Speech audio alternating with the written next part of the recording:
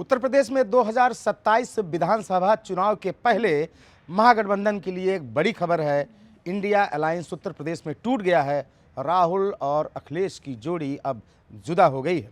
आपको बता दें कि कल बुधवार 10 जनपद यानी सोनिया गांधी के आवास पर कांग्रेस कोर कमेटी की एक बैठक हुई, जिसमें मल्लिकार्जुन खड़गे, राहुल गांधी, सांसद प्रियंका गांधी, प्रमोद तिवारी, अविनाश पांडे जो कि यूपी के प्रभारी हैं, और सभी 6 सांसद जो उत्तर प्रदेश हैं, सब लोग एकजुट हुए और बिहार में मिली कांग्रेस को करारी हार के बाद अब कांग्रेस आत्ममंथन कर रही है और एक नई रणनीति पर चर्चा कर रही है।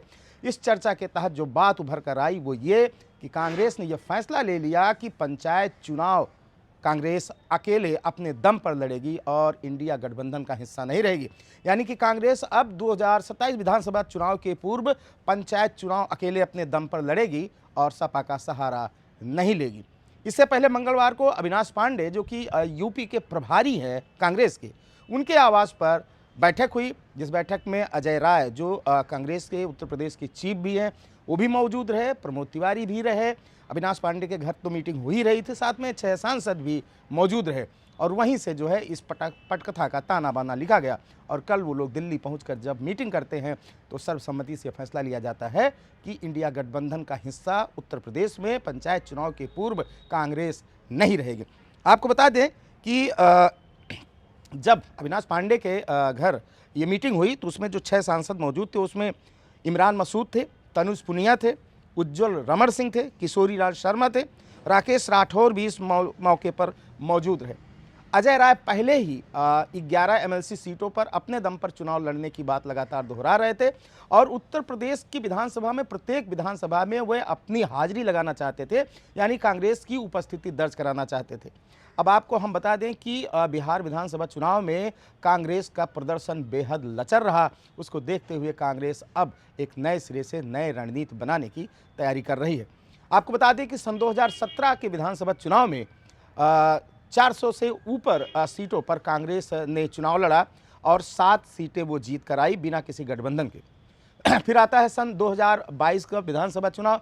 यहाँ भी कांग्रेस ने किसी के साथ गठबंधन नहीं किया और 399 सीटों पर उसने अपनी दावेदारी की, लेकिन दुर्भाग्य से वो केवल 2 ही सीटें जीत पाई। पहली सीट थी रामपुर खास से, जहां पर आराधना मिश्रा मोना चुनाव जीती, और दूसरी सीट थी फरिंदा की, जहां बीरेन्द्र चौधरी चुनाव जीत कर आए। उसके बाद आया लोकसभा का समय, तब इन्होंने समाजवादी पार्टी के साथ हाथ मिलाया। इंडिया गठबंधन के तहत जब कांग्रेस लोकसभा चुनाव लड़ी तो उसने 6 सीटें जीती। 6 सीटें जीतने के बाद पिछले लोकसभा चुनाव के अनुसार उसके वोट शेयरिंग में भी बढ़ोतरी हुई। लेकिन अब विधानसभा चुनाव के पूर्व जब कांग्रेस ने यह निर्णय ले लिया है कि वो अब चुनाव अकेले लड़ेगी, सपा के साथ नहीं रहेगी, तो अब ये प्रश्न चिन्ह भी लगातार उठ रहे हैं कि क्या सन 2027 में कांग्रेस विधानसभा चुनाव भी अकेले लड़ेगी या नहीं, अखिलेश का साथ लेगी या नहीं। पिछले 1 साल से लगातार कांग्रेस और समाजवादी पार्टी के बीच में उत्तर प्रदेश विधानसभा चुनाव को लेकर सीट शेयरिंग में लगातार रस्साकसी का दौर जारी है। आपको बता दें कि अखिलेश यादव उनकी समाजवादी पार्टी का कहना है कि हम कांग्रेस को गठबंधन के तहत 60 के आसपास ही सीटें दे सकते हैं, जबकि अजय राय 80 सीटों पर अड़िग हैं। इसके पहले 100 प्लस सीटों की मांग की जा रही थी।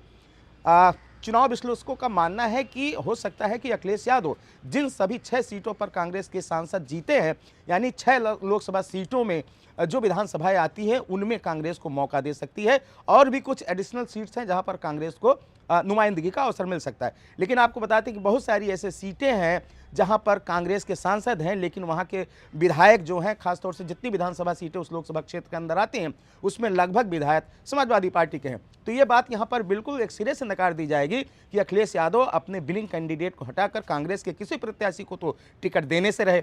साथ ही कांग्रेस का वो प्रदर्शन जहां पर वो सेकंड लीड कर रही थी, उन क्षेत्रों में भी कुछ विधानसभाओं में कांग्रेस को मौका दिया जा सकता है, लेकिन जो सीट शेयरिंग का नंबर रहेगा वो 60 के इर्द गिर्द रहेगा। इस पर अजय राय लगातार आपत्ति जता रहे थे। अब विधानसभा चुनाव के पूर्व 2027 के विधानसभा चुनाव के पूर्व पंचायत चुनाव का अकेले लड़ने का फैसला कांग्रेस इस तरफ इशारा करता है कि कहीं ऐसा ना हो कि 2027 में भी कांग्रेस बिना समाजवादी पार्टी के सहारे अकेले चुनाव मैदान में बिगुल फूंक दे।